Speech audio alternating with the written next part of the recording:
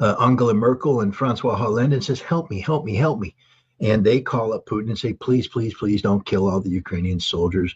Let them go. And we want to have a negotiated settlement. That began Minsk I, led on to Minsk II. But the whole idea of Minsk was to stabilize the situation, to keep the Russian population politically viable in Kiev, to recognize their linguistic rights, their religion, their culture, all this kind of stuff that the nationalists were seeking to eradicate. And but it was supposed to be about peaceful coexistence. All of this is taking place, meanwhile, in the context of the West redefining its relationship with Russia. Gone is the partnership and peace. NATO and Russia start to divide, start to split apart.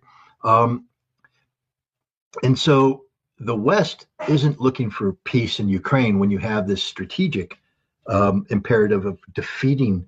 But Putin's continued survival after 2007 was recognized by the West as an existential threat to their goals and objectives because they were defining themselves as an entity capable of defeating Russia. In 2007, in the Munich Security Conference, Putin put them on notice that I see you. I see you. I see what you're doing. You're not going to get away with it. And then every speech afterwards, he basically said, we're not putting up with this. You want to get out of arms control treaties? There will be consequences. We will build weapons capabilities that will respond to that. All of this, is happening, all linked. Minsk was a fraud. We know that now. Poroshenko, Merkel, and Hollande all admit we never had any desire to have peace with Russia. Are you kidding? We were trying to strategically defeat Russia. That was our big picture. And now you guys, are you idiots? You believe this when we said we want peace in Ukraine? We needed Ukraine to destroy Russia. That's why we were trying to invite Ukraine into NATO. That's what this was all about, to bring Ukraine into NATO to destroy Russia. The Russians, when they met with when Putin met with Joe Biden in Geneva in 2021, I think June, one of the things he said is, look, if you want us to stop maneuvering our soldiers on the border with Ukraine on Russian soil, by the way, so it's none of your damn business. But if you want that to stop, then you have to, you've got to, Minsk has to be brought in. We have to bring an end to this conflict. Minsk is the way. Everybody agrees. And Biden said, I will get Tony Blinken right on that. And Putin left him saying, okay. They waited all summer, not a damn thing. In the fall of 2021, Lavrov confronted his German and French counterparts and said, are you serious about Minsk? And they said, no, we're not ready to do it. So at that time, Russia pulled out and said, screw it. We're not playing this game anymore. Now what we're going to do, if you don't want Minsk, we have to come up with a new security framework. And that's why on December 17th of 2021, Russia provided draft treaties to both the United States and Europe saying, all right, since Minsk is no longer on the table because of you, not because of us, because of you, here's what we're offering. A negotiated, recognition of our respective, spheres of influence, to put in security framework so we avoid conflict. We're done with partnership and peace and all this crap. But we don't want to go to war. We just want to stabilize these things. You have to pull your military back to the 1997 lines. We're not going to recognize the expansion of NATO military capability beyond that because you guys lie. That's all you do is lie. And we're not going to let you get away with those lies. And they said, if you don't do this, then we have no choice but to bring on military technical means. And the response was, to be ignored by NATO and the United States to negotiate in bad faith. Russia initiates this special military operation, but it wasn't designed to defeat or occupy Ukraine. It was designed to get Ukraine to the negotiating table, for Ukraine to do that which the West wouldn't do. And it succeeded. 6 days after Russia crossed the line of departure, Ukraine is in Gomel, Belarus, beginning what was a series of negotiations to bring about an end to this conflict on terms that would be acceptable to Russia, to give Russia what it wanted. Basically, the Minsk thing to solve the problem of the Donbass, et cetera. Boris Johnson flies in and on instructions of the United States and terminates that agreement. And now we have this conflict. But this conflict now is about Russia doing militarily that which it said it wanted to achieve through negotiations. Russia is not seeking to strategically defeat the West. Russia is seeking to impose through military power a a reality that it said should be agreed upon through negotiation. But this isn't about Russia using Ukraine as the beginning of a offensive into the West. That's all NATO crap. Russia's not going to attack anybody. Russia's simply going to resolve the issue in Ukraine. And then Russia will turn around. And people say, well, what's the diplomatic off-ramp? My advice to you would be go back and reread the texts of the December 17th, 2021 draft treaties that Russia provided to both Ukraine and the United States, and you'll know exactly where Russia's coming from, because that's what this is all about. It's imposing that kind of strategic framework on Europe. But the interesting part is the Europe that existed in December 2021 doesn't exist anymore. NATO's weak, the European Union's collapsing. And so Europe may now look at this deal as actually the best deal possible. I mean, there's negotiation, things have to be negotiated and all that, but I think the Russians have on the table what is ultimately going to be the solution to this conflict. And that's the December 17th draft treaties. Well, Scott, let's move to now West Asia, the Middle East, because, of course, that has been on everyone's mind over the last several weeks. I wanted to have you comment on what Vladimir Putin had to say at the presser about Syria, and I'm just going to play a brief clip, about 1 minute, just to get a sense of how he reacted to a question about Syria that Pepe Escobar says was actually his question, but was read out loud and addressed indirectly. You mentioned Syria. Well, you and those who pay your salary would like to present everything that's happening in Syria as a shortcoming or a defeat of Russia. I'd like to assure you that is not so. And I'll tell you why. We have come to Syria 10 years ago. So in order to prevent the creation of a terroristic enclave, the likes of which we have seen in the other countries, for example, in Afghanistan, in general, we have achieved our goal. Even those groups that used to fight with the Assad regime, with the governmental forces, they have evolved as well. It is for a reason that today many European countries and the United States would like to establish relations with them. If they are a terrorist organization, how come you're trying to do that? Then that means that they have changed. That means that to a certain extent, our goal has been achieved. Scott, your reaction? I don't know. I think Putin, like everybody else right now, is trying to respond to a situation that wasn't predicted. I mean, he's absolutely correct. Russia intervened in 2015 in Syria to prevent the fall of the Assad regime, to prevent the black flag of Islam being raised over Damascus. Because if that had happened, the conflict in Syria, people tend to forget that they have to look at a map.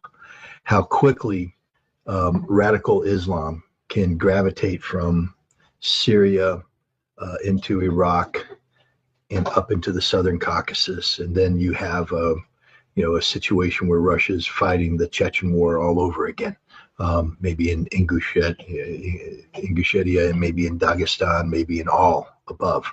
And Russia just wasn't going to do that. This is of strategic importance to Russia. And this is, I think, one of the cases that Qasem Soleimani, the Iranian head of the Quds forces, made when he flew to Moscow in the summer of 2015 to say, you have to come in, you have to join us in this endeavor to save Assad.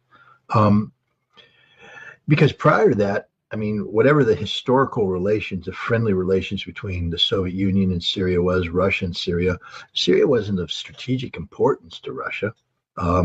Russia wasn't looking to project military power into the Mediterranean and reassert, its Soviet role of, countering the West. Logistically, it's impossible for Russia to do. I mean, you have a naval base, you have an air base, they can be destroyed in a heartbeat. I mean, it's not like, this is Fortress Russia, very vulnerable to Western intervention. But, you do that, then you bring in potential for Russian strategic response. But the point is, Russia wasn't going in there to invade Syria, to occupy Syria, and to project power into the region. Russia went in there with a very limited mission, and that was to preserve the Assad regime through military force, to defeat those entities that were threatening, and in doing so, to prevent this radical Islam from gravitating north. And this is an important point. It's to prevent radical Islam from gravitating north. The last thing I would think Russia would want to do is normalize the normalization of radical Islam.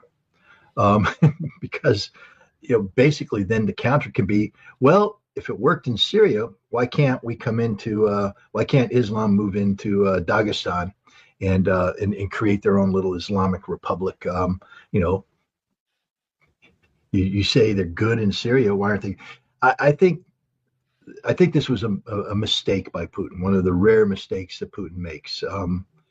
You don't want to normalize what just happened in Syria, because it does have the potential to bleed over into the southern Caucasus, and God forbid, further on into Bashkiria and Tatarstan and other Muslim areas. Russia has a very stable, normalized relationship between the Orthodox Christians of Russia and the Muslims of Russia, the various Muslims people. You don't want to upset this balance. It's one of the few success stories in the world between Christian-Muslim relations, and you don't want to upset this balance. And yet, you could look even in Chechnya.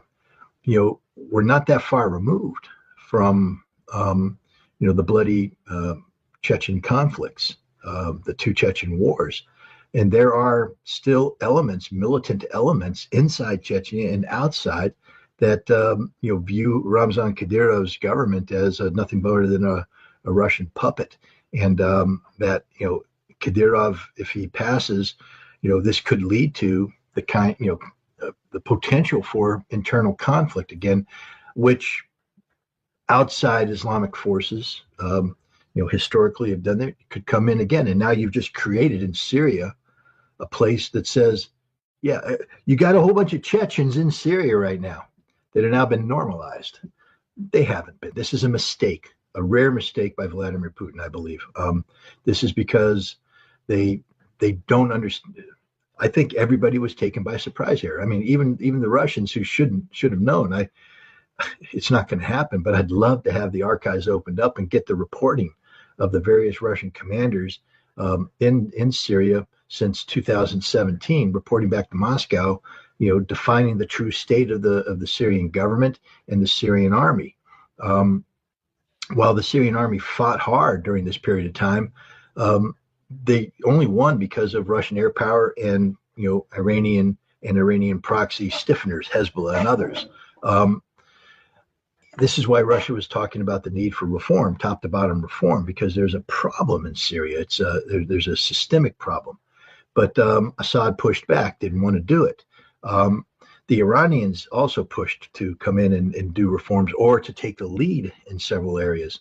And Assad pushed back, didn't want to do that. Why? Why would you push back against the two entities that saved you? Because literally without Russian or Iranian intervention, Assad was a dead man. The black flag of Islam would have swept in and he'd be dead, his family be dead. That's just the reality of it. And then you'd have an Islamic state that the United States then would have to deal with violently and, get into more wars and all that.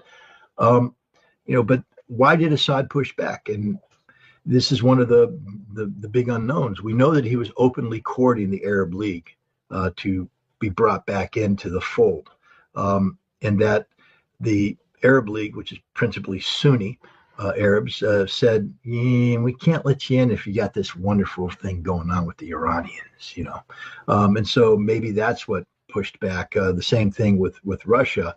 The Arab League's like, yeah, but the Russians, America's not happy about this. So it seems like Bashar al-Assad was, playing two sides off against another. He needed the Russians, the Iranians to stay in power. He wasn't doing anything necessary to replace them with a viable standalone institution because he couldn't. He inherited an inherently corrupt regime in 2000, and he never had a chance to reform it. I do believe he intended to, He began something in 2005, but in 2006, there's a drought that comes in. For the next couple of years, they're trying to respond to the fact that the agriculture of Syria is collapsing and the rural farmers are fleeing to the cities asking for help from a government that's ill-prepared to help them, creating a whole bunch of discontent amongst the Syrian population to Assad and saying, we blame you. Well, his defense was, I just inherited this thing. I mean, I haven't had a chance to fix it yet. But the problem is the government. He's the president. He takes the hit. And no sooner than they begin to stabilize that with a lot of Saudi money, and with Saudi money comes Salafist, infiltration. And so you already have people returning to the villages who are now looking at the government saying, Assad's bad, Assad's bad, Assad's bad. And then the Arab Spring comes in, and people around the world try to weaponize this. Remember, 20 years the United States have been trying to overthrow Bashar al-Assad. 20 years. Do the math. 2004. So that means in 2011, when this uprising, who's doing this. I don't want to hear from another Syrian that this was a spontaneous uprising by the Syrian population who is unhappy with Assad. There may have been elements of that. But the violence that came in was 100% outside driven, whether it's Saudi, Qatar, United Arab Emirates, United States, Turkey, whatever. It was outside driven. This was an American-led effort to remove Assad from power starting in 2004, but really being weaponized in 2011. CIA backed and all this. I mean, no offense to propaganda and company, people who interviewed me recently, but the notion that everybody needs help. America needed French help to free themselves from the British. If you're equating the French to the frickin' CIA, there's something wrong with you. All right. The CIA is a corrupt entity that only exists to destroy things. They're not seeking to build things. The French were helping the United States build a new nation to take on the British. Totally different. Totally different. It's completely different. It's a bad analogy. But my point is, that's what was going on here. The Russians and the Iranians came in to save Syria, not only from these Islamic elements, the United States backed up. Jake Sullivan, of all people, has talked about Al-Qaeda being good in the context of getting rid of Assad. We'd rather that happen. We armed them, we equipped them, we did all this. And the Russians saw that. And remember, the Russians have an experience that many in the West aren't familiar with, and that's the Second Chechen War. The Second Chechen War had the CIA actively arming and equipping outside Wahhabist or Salafist elements to infiltrate into Chechnya and to make this into a broader conflict than just a Chechen. A lot of foreigners involved, a lot of foreign money, a lot of foreign fighters, and foreign religion. The Chechen religion is primarily Sunni. It's Sufist based. It's not the wild-eyed radicalism of the Wahhabists or the or Salafists. It's a religion that if you piss off the Chechens, the tribal instinct will kick over, and religion plays a role in unifying. But it's a religion, an approach that could lead to the kind of compromises that took place between Putin and Ahmad Kadyrov, the father of Ramzan, when they said, we can live in peace. Muslims and Christians, we can live in peace. And they are living in peace. Listen to Abdi Aladanov, the Russian Lieutenant General of Chechen origin. As he talks, he addressed United Russia. He's a Muslim, a devout Muslim. I've met the guy many times. He's a devout Muslim. And he is talking about the ability of Christians and Muslims to live together in peace and harmony and all that. That's what Russia wants. They don't want radical Islam to come into Syria and then gravitate to the south. And so they fought so hard to prevent that. And yet now we have a situation where that's what happened. Jolani is the most radical. He has a guy now that's come in as an advisor. And I've seen two videos that just, he has several people come in advisors. One guy is there with a young kid and he's telling them, okay, you're going to get in this car and you're going to drive and you're going to blow up these people. You're going to commit suicide. You're a suicide bomber and you're happy about it, aren't you? God is great, everything. Off and go. And that guy's now he's now the normalized people. No Vladimir Putin. That guy wants to get young Chechens and young Dagestanis to go into cars and drive them in and kill Russian soldiers. That's what he wants to do. He needs to be killed, not coddled. The same thing, there's another guy, I just saw this video this morning. He has two daughters, a 7-year-old and a 9-year-old, and he's strapped explosives to them, his daughters. And he's telling them, and you can see the girl's face is like, I don't really want to do this. But he's like, no, you're a believer. You believe in God. You can do this. And sure enough, they walked in, remote detonated, boom, killed soldier. He sacrificed his daughters. This is a sickness. This is an illness. This isn't religion. If you say this is religion, you're wrong. This has nothing to do with God. This has to do with the perversion of man.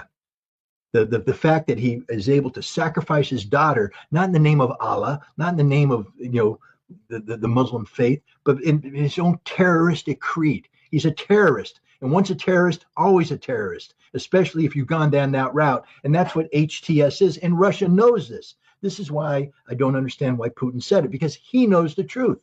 He damn well knows the truth. And he knows what he's being briefed by his intelligence officers up until the fall of Assad, that what exists in Idlib is a cancer which, if not, excised and eliminated, can gravitate to the south. They've always been worried about that. Always been worried about it. So I don't understand why he said what he said. I do think that he's in a difficult pickle about the future of these bases, and maybe he's trying to create the condition where Russia can maintain a military presence in Syria. For what purpose? I don't know. He talked about humanitarian goods, but no.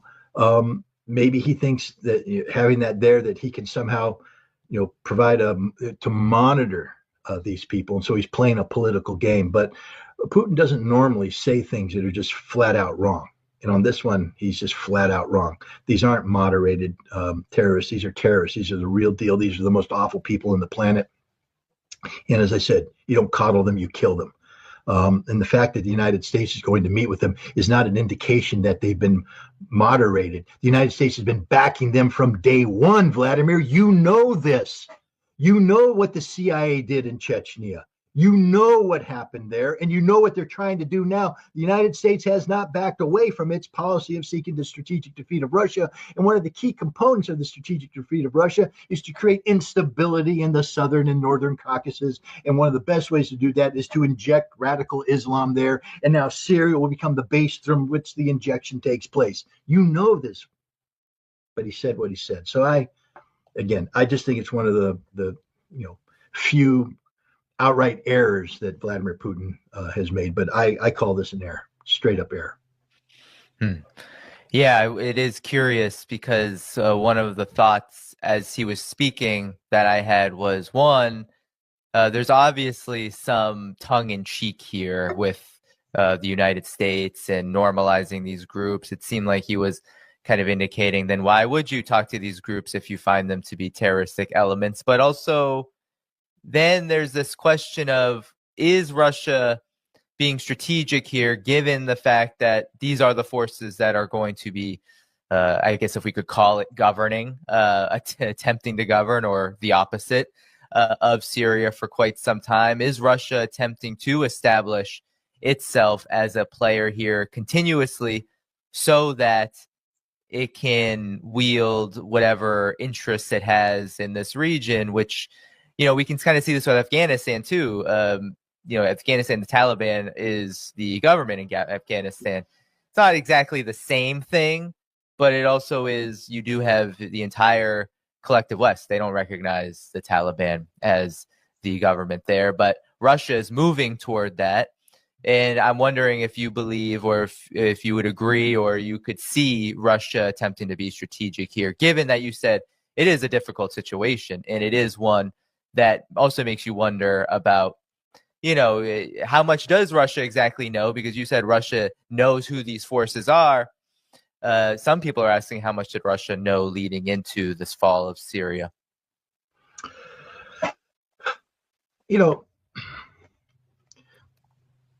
I haven't put as much time into and that's a good question. It's a very good question on your part. Is this tongue in cheek? Am I taking him too literally? Is there another plane upon which I need to assess this? Because at the end of the day, as I've said, Russia doesn't care what you and I think.